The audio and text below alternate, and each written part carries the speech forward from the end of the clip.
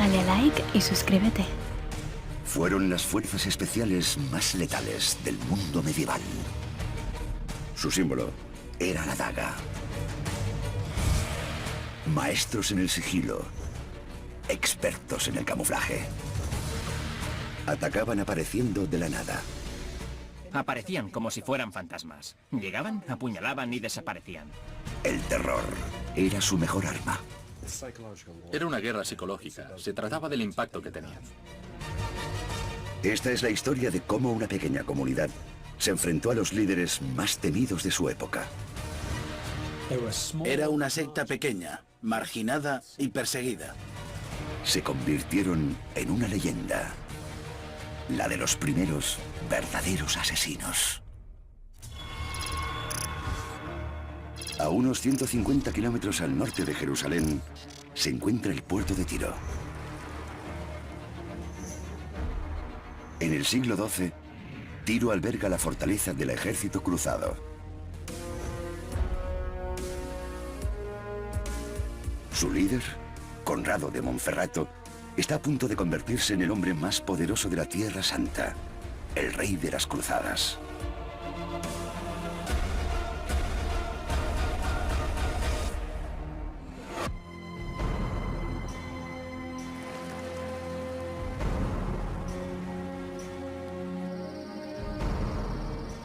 Esa noche, Conrado regresa a su hogar después de cenar.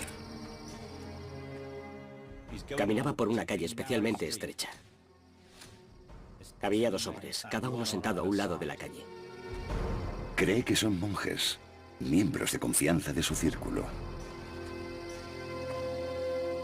Pero Conrado está a punto de ser víctima del cuerpo de operaciones secretas más temido de la época, los legendarios asesinos.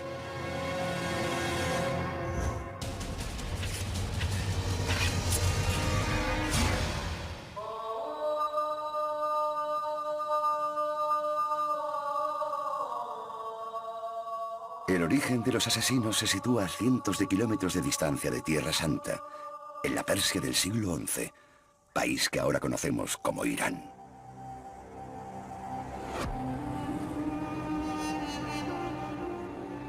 El mundo islámico está devastado por la vieja lucha entre los musulmanes suníes y los chiíes.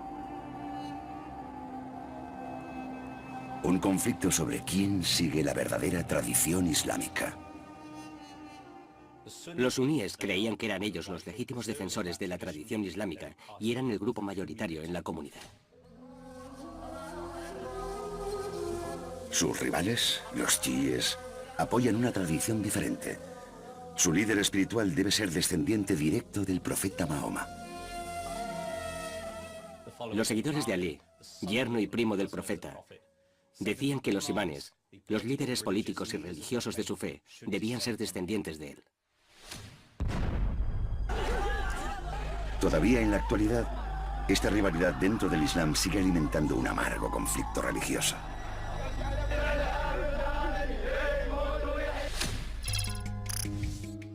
En un lugar remoto al norte de Persia, se encuentra la fortaleza de Alamut.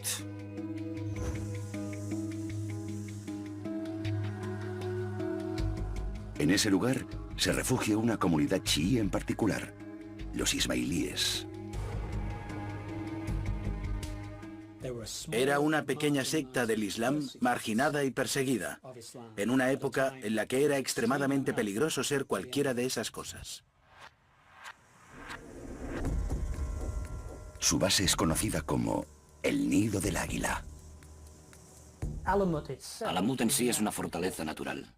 A diferencia de los castillos de las cruzadas construidos con una gran ciencia, Alamut se encuentra sobre un reducto natural de 90 metros, como si fuera un acantilado. A sus pies había barrancos muy profundos que dificultaban mucho su acceso.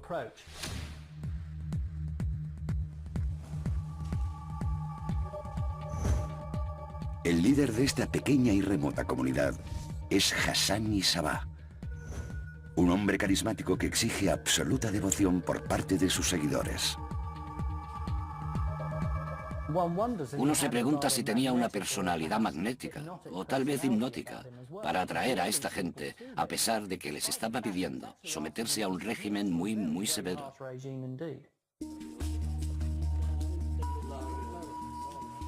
Los ismailíes de Hassan tienen que afrontar numerosos obstáculos. Sus enemigos suníes cuentan con un amplio ejército de 300.000 hombres.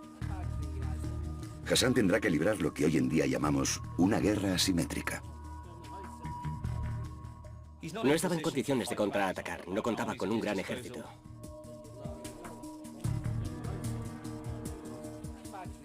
Para sobrevivir, Hassan debe encontrar algo que pueda hacer, incluso con su limitado número de hombres. Finalmente, se le ocurre una solución radical.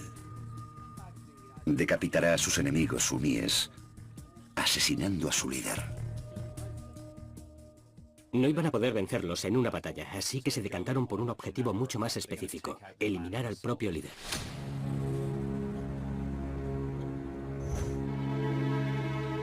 En lo más alto de la jerarquía persa, se encuentra Nizam al-Mulk, líder de los suníes ortodoxos.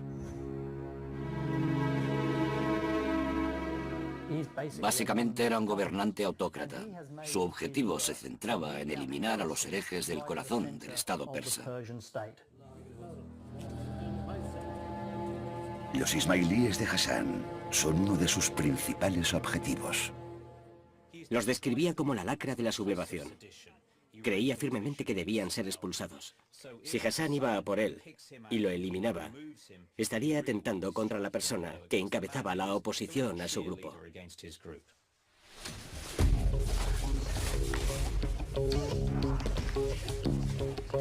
Hassan comienza a entrenar a una tropa de élite para llevar a cabo la misión. Elige a estos hombres entre sus más devotos seguidores, los fedayines. Los primeros fedayines seguramente procedían de esa zona particular de Irán. Así que eran hombres duros de montaña. Hassan comienza enseñándoles cómo luchar en las distancias cortas. Sus habilidades personales eran superiores a las de los ejércitos modernos. Los comandos de hoy en día no están tan bien entrenados para los combates individuales cuerpo a cuerpo, porque cuentan con tecnología. En la actualidad dependen de una tecnología que antes no existía. Solamente contaban con ellos mismos. Ellos eran el arma. La clave está en cómo atacar para poder eliminar a su objetivo. La primera es como un puñal. La clave del puñal es que tiene una hoja muy estrecha y fuerte, que permite un gran poder de penetración. La puñalada de un puñal te atraviesa inmediatamente. Se clava y atraviesa. Con el arma a escondidas podían sacarla, apuñalar y marcharse. El siguiente tipo es el arma cortante. La sacaban y cortaban. En un movimiento rápido, sería muy difícil incluso ver qué es lo que sucede.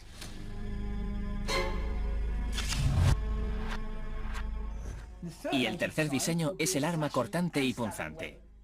Esta es una versión moderna. Tiene una hoja afilada que se dobla y también cuenta con un doble filo que permite cortar en caso de fallar. Cuenta con una guardia muy resistente que permite apuñalar con fuerza, así que existen diferentes opciones dependiendo de cómo te muevas y cómo lo combines.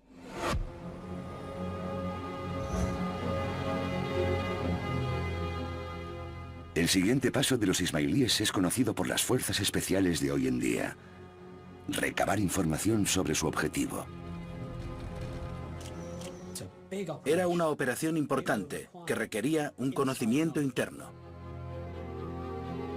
Un espía ismailí se infiltra en los cuarteles del líder suní, observando cada movimiento de Nizam al-Mulk. ¿Cómo era su vida cotidiana? ¿Cuál era la mejor oportunidad para atacar? ¿Había alguna rendija en su armadura?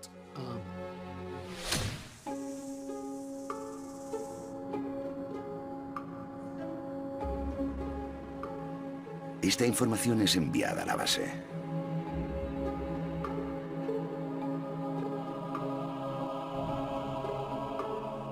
Contando con un perfil detallado de su objetivo, Hassan identifica lo que cree que es una debilidad en la seguridad de Al-Mulk. Esa debilidad es su religión. Era la única forma en la que podía acercarse a él. Así que designa a un hombre para que represente a un místico sufí, un hombre santo, un asceta. Alguien de quien jamás sospecharían que pudiese cometer un delito. Los sufíes son vistos como hombres de paz. Cualquiera de estos hombres, con su aire de santidad, era recibido calurosamente por los poderosos líderes del Estado secular, como Nizam al-Mulk. No dejaban pasar la oportunidad de ser bendecidos por estos individuos.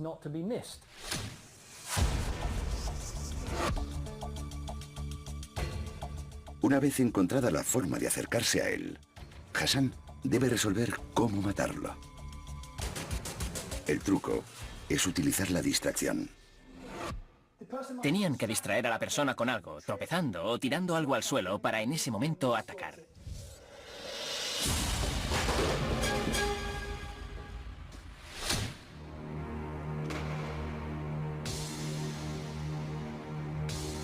El asesino elegido ensaya la técnica.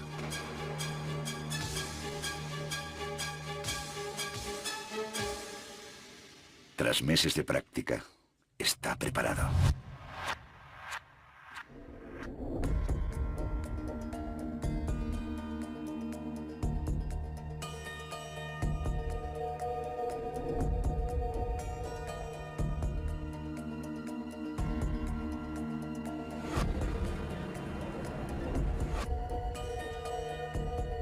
El adiestrado asesino de Hassan se infiltra en la base suní. Nadie sospecharía de un hombre sagrado.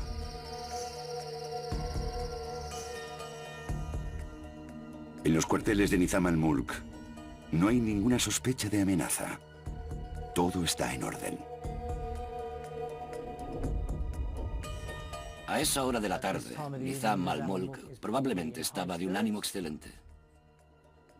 Ya ha terminado su trabajo del día. Era el momento perfecto para los ismailíes. Era mucho más difícil acercarse a él durante el día, mientras trabajaba. Sin duda, él ya estaba pensando en los placeres de la noche con sus mujeres.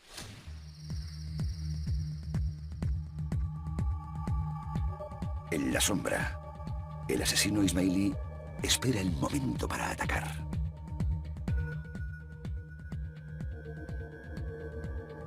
Al-Mulk está a punto de ser trasladado junto a su harén en su camilla.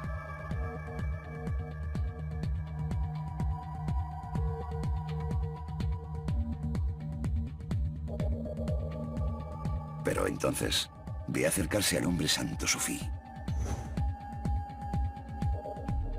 Estaba dispuesto a dejar pasar a ese hombre y darle su bendición.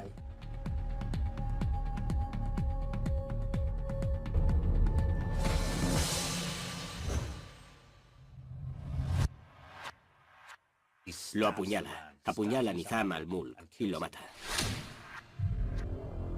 La distracción ha funcionado.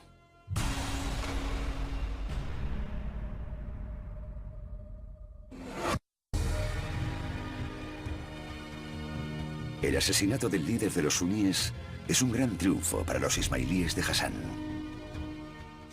Era un gran hombre, de eso no cabía duda. Por lo tanto, que acabaran con él lanzó un claro mensaje. Si podemos con él, podemos con cualquiera. Así que asumid el peligro que tienen los ismailíes de Alamut.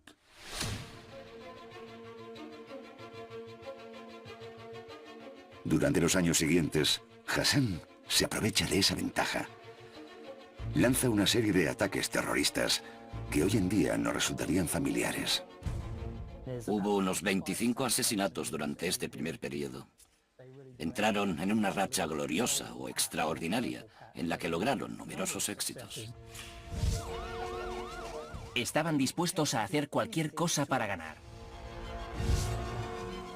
La manera que tenían los asesinos de matar era absolutamente increíble. Aparecían como si fueran fantasmas, llegaban, apuñalaban y desaparecían. Y cada vez cambiaban su modus operandi. Solamente una cosa permanecía igual. Siempre utilizaban dagas. El asesinato de Al-Mulk provoca el hundimiento de su imperio suní. Han demostrado que su pequeño ejército puede enfrentarse a un enemigo superior y ganar. Fue uno de los primeros grupos que usó, de forma deliberada, pequeñas tropas de hombres altamente entrenados para los combates asimétricos.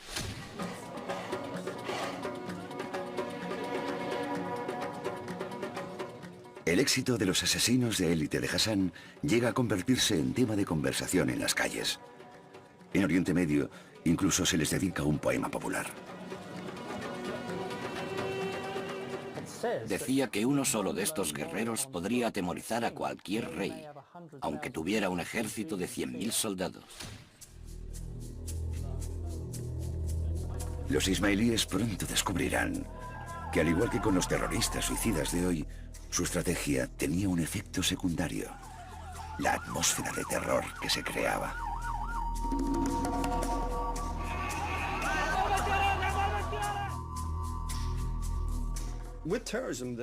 En el terrorismo, el objetivo fundamental es la guerra psicológica. No se trata de cuántas personas son asesinadas, sino del impacto que provocan. Lo que los hacía más temibles era que los hombres de Hassan no tenían miedo a morir. Los suníes se enfrentaban a un grave problema con los ismailíes, porque los hombres que enviaban aquellas misiones se entregaban a la muerte sin problema. Y eso obviamente los hacía aterradores. Lo que sucede hoy en día es muy parecido. Pero existe una diferencia fundamental. El método de los fedayines era mucho más preciso. No había daños colaterales, no se cobraban víctimas inocentes. Los ataques se dirigían al objetivo de forma específica, limpia y discriminada.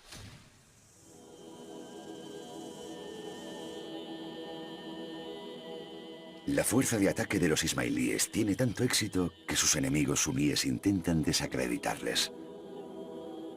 Difunden historias sobre un grupo secreto de asesinos que vive en las montañas, a quienes les han lavado el cerebro.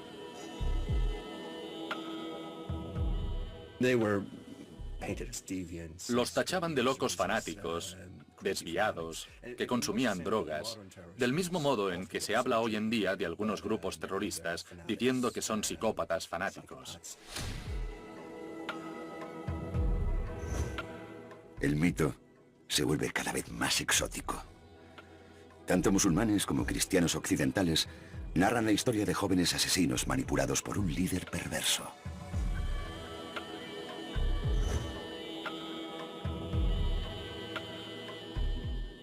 Se hablaba de pociones, promesas de jardines de placer eterno. Algunas de las ideas comenzaron a difuminarse. Se decía que debían estar bajo los efectos de alguna droga para alcanzar tal nivel de devoción.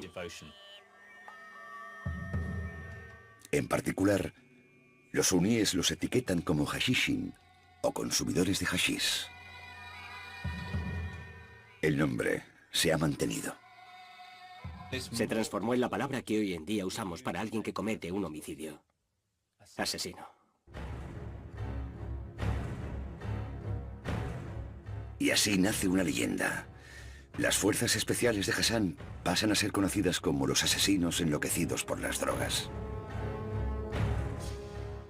Personalmente, no creo que estuvieran bajo los efectos de ninguna droga. Necesitaban mucha concentración.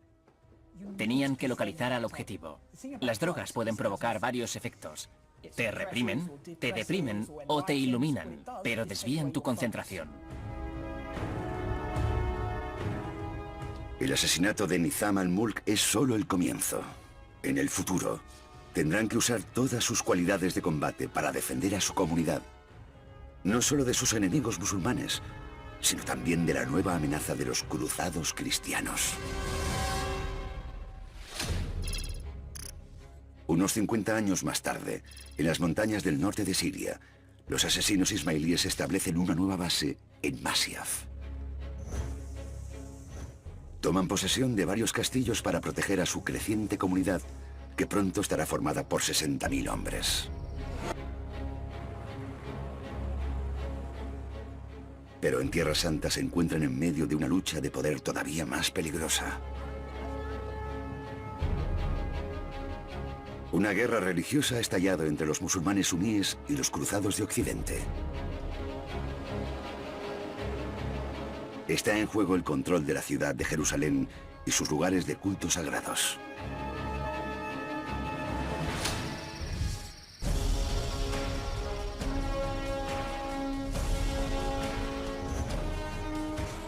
El gran líder de los asesinos en Tierra Santa es Rashid al-Din Sinan, un líder carismático. Tenía una personalidad parecida a la de Hassan y Sabah, el primer gran líder. Era una persona hipnótica, con poder de atracción, erudita, altamente inteligente y muy intelectual. Pero también provocaba un sentimiento paranormal. Iba más allá de lo natural. Era un ser superior. Provocaba un gran sentimiento de obediencia y devoción. Si le decía a alguno de sus seguidores que matase a alguien, este obedecía inmediatamente sus órdenes.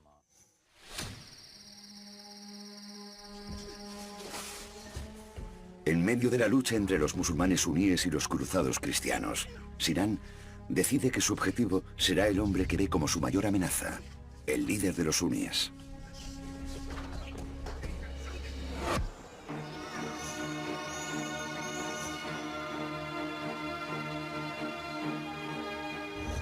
Saladino el Grande es el mejor guerrero de su época. Ha conseguido una serie de victorias contra los cruzados.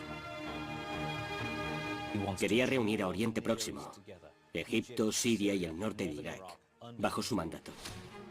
También es el fanático líder de los suníes. Era increíblemente ortodoxo y crucificaba a aquellos que consideraba heterodoxos o heréticos. Saladino es una amenaza mortal para los asesinos ismailíes. Por eso ocupa el primer lugar de su lista negra.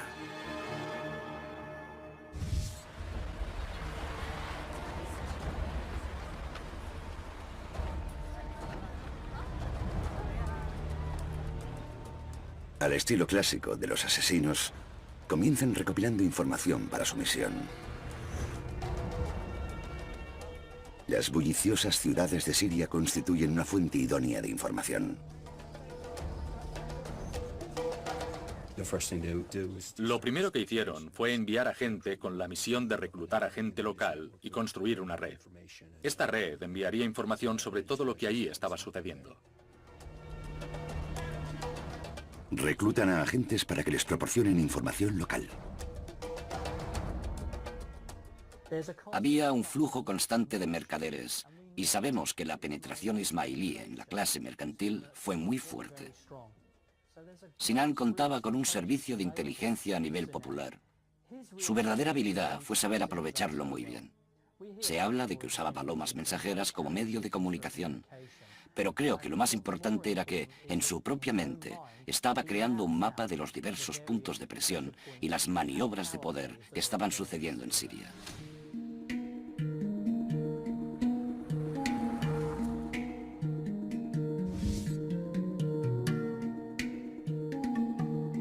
Para elegir como blanco a un líder de la altura, Sinan debe encontrar la manera de lidiar con su equipo de escoltas. Estos líderes, en un mundo muy hostil y peligroso, contaban con los mejores escoltas que existían. Necesitaban a los mejores escoltas porque su vida dependía de elegir a los hombres adecuados. La red de Sinan debe proporcionar información detallada sobre la seguridad de Saladino. Era fundamental saber cuáles eran los movimientos de sus escoltas, qué hacían, para qué estaban entrenados, cuál era su capacidad de reacción. Pero también era importante saber cuándo aprovecharse de los escoltas, porque lo mismo sucede hoy. Nadie puede estar al 100% alerta todo el tiempo. Es ahí donde la red de inteligencia jugaba un papel fundamental. Había que recabar toda la información posible sobre ellos. Con esta información, los asesinos pueden comenzar su entrenamiento. Deben aprender cómo atacar a los escoltas. Tenían que saber cómo usar esta espada. ¿Por qué? Por una sencilla razón. Si quieres vencer a tu oponente, no se trata solo de lo que tú hagas, tienes que entender a tu rival. Si ellos desenvainaban la espada, ¿cómo les iban a derrotar? Podían utilizar el cuchillo para matar a un centinela armado.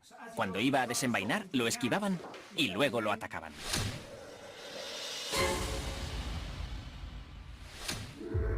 Primero practican cómo matar a un solo centinela. Lo primero era agarrar su cabeza, acercarlo hacia ellos y acabar con una puñalada.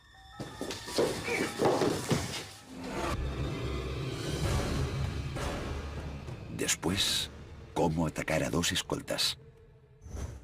El arma estaba escondida y caminaban tranquila y sosegadamente. Sacaban el arma, apuñalaban a los dos y daban una última puñalada para rematarlos.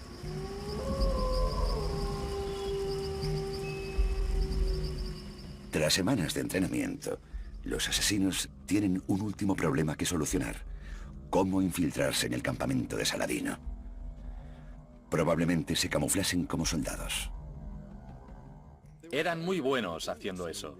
Eran capaces de meter a gente en los puestos de mayor confianza porque se integraban fácilmente. No parecían una amenaza, no parecían forasteros. A unos 300 kilómetros al norte del territorio de los asesinos, Saladino se encuentra en plena campaña militar.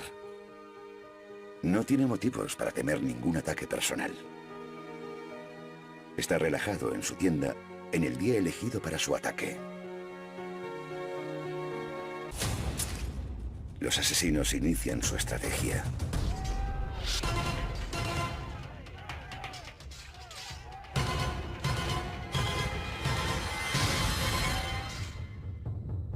Pero los escoltas resultan ser demasiado fuertes.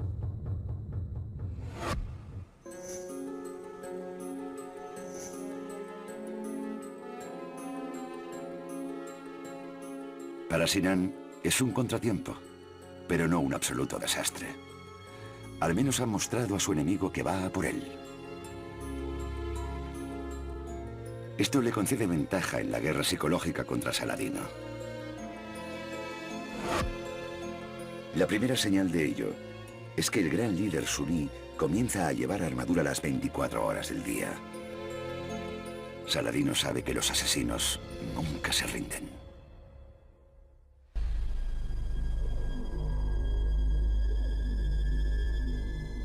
En las montañas, Sinan espera su oportunidad.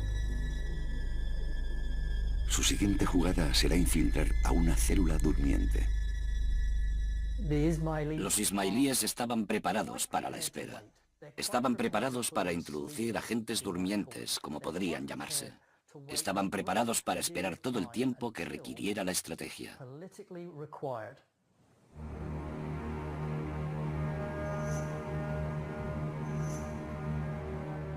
2 años más tarde, Saladino se encuentra de nuevo en una campaña militar al norte de Siria. No es consciente de que los asesinos han infiltrado a uno de sus agentes en su propia escolta.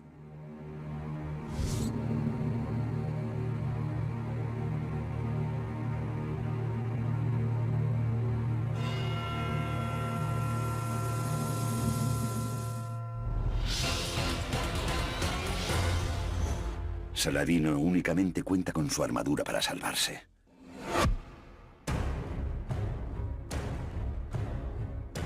El gran líder no puede seguir tolerando esta amenaza.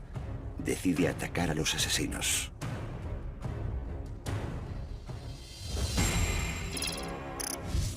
Saladino sitia el castillo de Sinan, en Masyaf. Está decidido a eliminar a los asesinos de una vez por todas.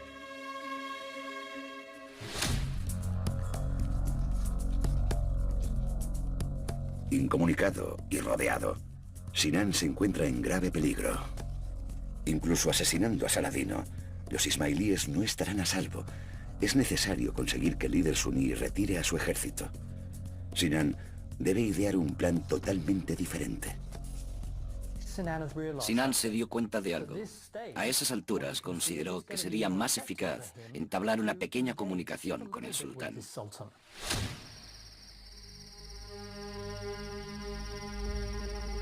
Sinan decide ejercer una presión psicológica. La leyenda cuenta que el mismo Sinan entró sigilosamente en el campamento de Saladino y le dejó una nota con la tarjeta de visita de los asesinos.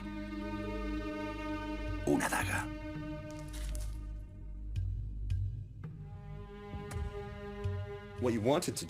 Lo que pretendía era intimidarlo. El mensaje era muy claro. Podemos atraparte cuando queramos. La nota dice: los fedayines no temen a la muerte. Te derrotaré desde tus propias filas. La nota era verdaderamente aterradora, porque le estaba diciendo a Saladino: puedes amenazarnos con la muerte, puedes amenazarnos con exterminarnos. Nos estás amenazando con algo a lo que nos entregamos. Nos estás amenazando con algo que no nos provoca en absoluto ningún miedo.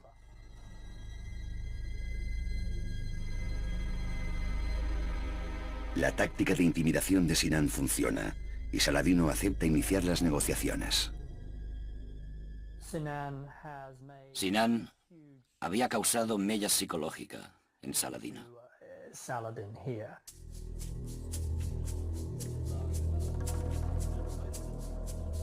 Y ahora, prepara su truco final. Envía un emisario con un mensaje firme para Saladino. No nos vamos a marchar, somos indestructibles y tendrás que lidiar con nosotros. Sinan deja claro que el mensaje va dirigido únicamente a Saladino. El emisario se dirige al campamento de Saladino e insiste en hablar con el sultán en privado. El emisario dice: solo tú debes escuchar esto, nadie más. Y Saladino ordena que todos se retiren, excepto los dos escoltas que tenían su mayor confianza. El emisario vuelve a insistir. Le dice: no, el mensaje es para ti. ¿Por qué permites que estos dos hombres se queden? Saladino responde: confío en estos hombres como si fueran mis hijos. Lo que sea que tienes que decirme, puedes decírselo a ellos también, no se van a marchar. Entonces el emisario juega la gran baza de Sinan. Se dirige a los escoltas y les pregunta: si ahora os ordeno que matéis a este hombre, ¿lo haríais? Para Saladino, es un momento abrumador. Sus escoltas de mayor confianza resultan ser asesinos. Eran agentes durmientes que habían estado infiltrados en su organización durante años. Y en ese momento, si se lo pedían, lo matarían. Pero eso no sucedió. El negociador solamente le estaba dando un mensaje: te podemos matar. Esos dos hombres eran en quienes más confiaba y resultaron ser asesinos. Si esos lo eran, ¿cuántos más podrían serlo?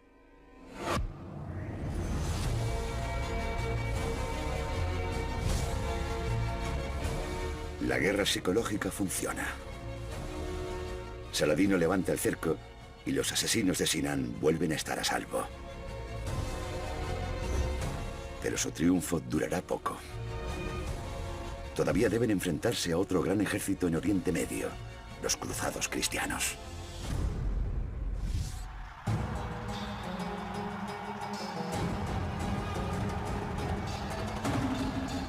Durante los 15 años siguientes, Tierra Santa se convierte en un sangriento campo de batalla.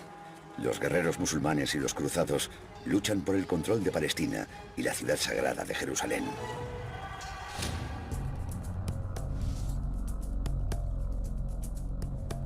Finalmente, Saladino y su ejército suní conquistan Jerusalén. A unos 160 kilómetros al norte, los cruzados todavía ocupan el puerto de Tiro. Es aquí donde surge una nueva amenaza para los asesinos.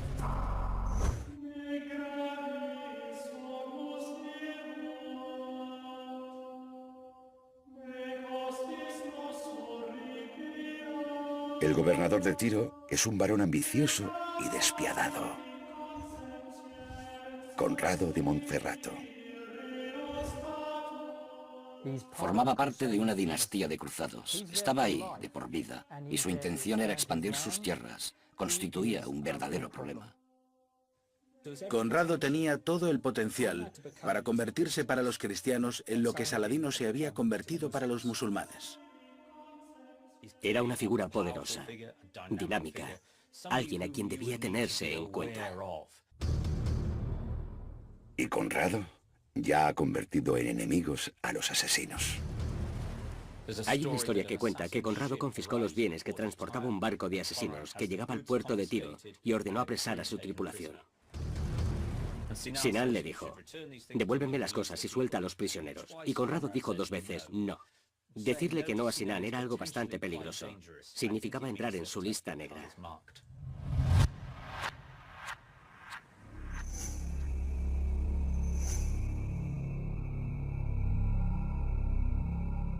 A Sinan le preocupa tanto la creciente fuerza de Conrado que decide infiltrarse en su base de Tiro. Su plan es enviar a otra célula durmiente. Las agencias de inteligencia en la actualidad, cuando seleccionan a sus agentes, buscan a personas a las que llaman hombres grises, personas que pasan desapercibidas entre la multitud. Si infiltras a un hombre fuerte de 2 metros, sabes que va a destacar, que va a llamar la atención.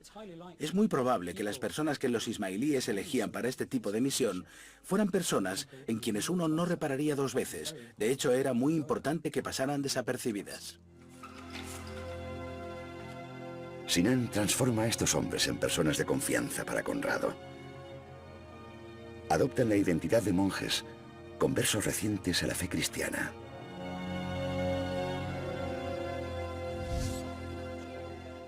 Tras siglos de persecución, los asesinos saben cómo vivir encubiertos en territorio enemigo. Si es necesario, incluso niegan su fe chií, según el principio de taquía. La taquía permite a sus seguidores negar su fe para poder garantizar su propia supervivencia o para obtener ventaja sobre los no creyentes.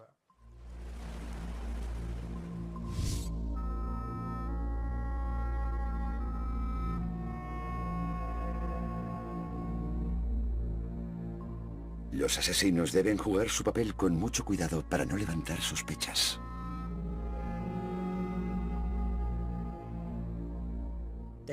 Tenían que conocer los rituales de la vida cotidiana dentro de esa comunidad. Necesitaban integrarse perfectamente a la rutina del día a día.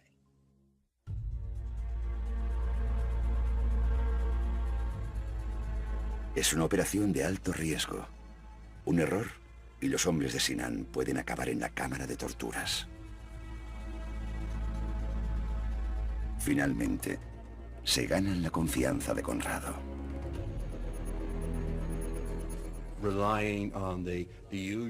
Con la forma de ser agradable, confiable y hábil de los asesinos, podían llegar a infiltrarse en posiciones de confianza y de seguridad. Y eso fue exactamente lo que consiguieron.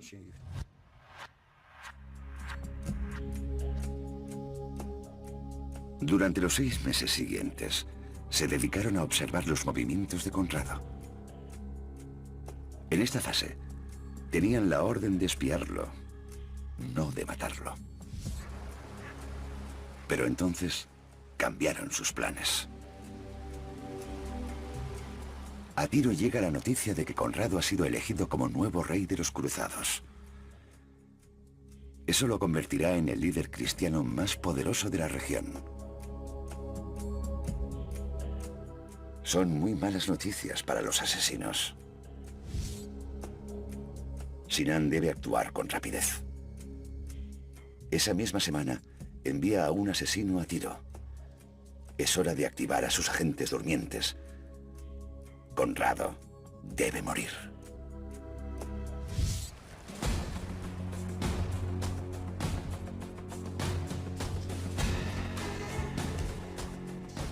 En secreto, los 2 asesinos comienzan a entrenarse para la misión. Su arma es la famosa daga. Pero saben que solamente contarán con una oportunidad. Si vas a matar a un oponente, debes asegurarte de que esté muerto. Necesitas confirmar su muerte. En la actualidad, si disparas a alguien, después le disparas en la cabeza para asegurarte de que está totalmente muerto. Con la daga, lo que hacían para asegurarse era atacar en más de una zona.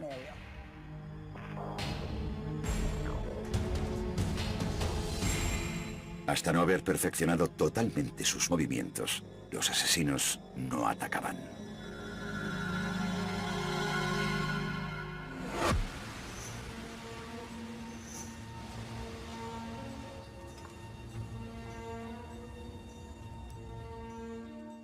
Conrado, el futuro rey de Jerusalén, espera para salir a cenar.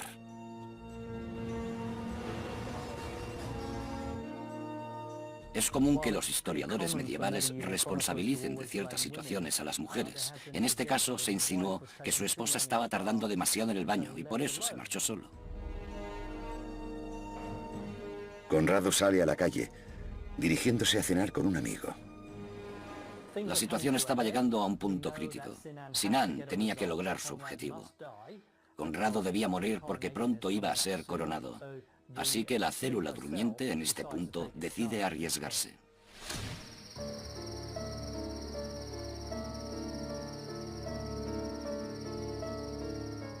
Mientras Conrado se encuentra en casa de su amigo, los asesinos ocupan sus puestos y se preparan para atraparlo a su regreso. Los últimos momentos serían clave. Debían comprobar que todo estaba listo y que todo funcionaba correctamente. Por ejemplo, las túnicas. Tenían que asegurarse de que podían sacar la daga inmediatamente. Sabían lo que iban a hacer. Y eso era para lo que se habían estado preparando toda su vida.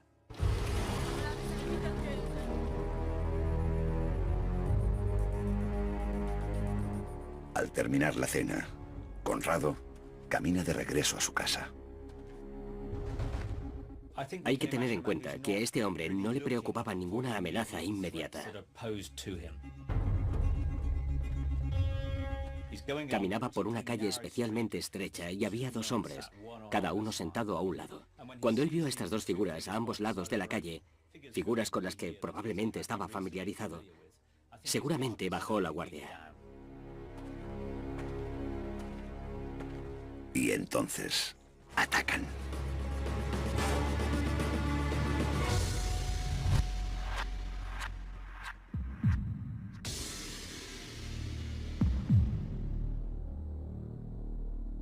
Conrado de Monferrato está muerto.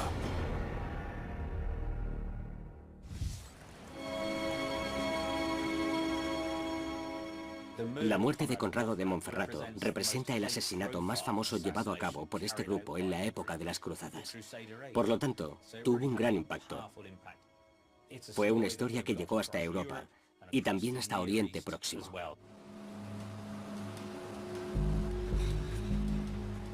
Los rumores no tardaron en empezar a difundirse. Se cuenta que uno de los asesinos fue capturado y que declaró que trabajaba para los rivales de Conrado.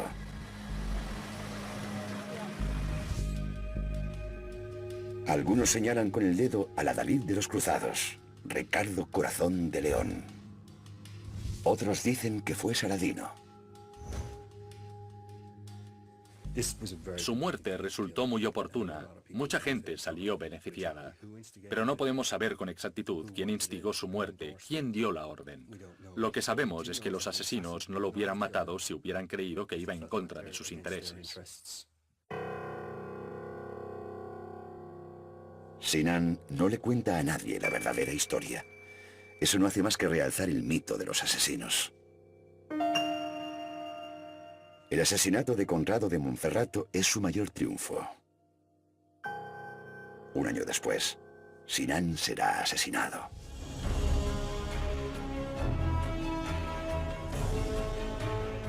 Las hazañas de los asesinos en Persia y en Tierra Santa garantizaron la supervivencia de la fe ismailí. Fue una comunidad y una creencia que sobrevivió durante casi 2 siglos contra todo pronóstico. Tras varios contratiempos, los ismailíes continúan creciendo en todo el mundo. Este es el legado de los asesinos, que lograron resistir a sus enemigos más poderosos durante tanto tiempo.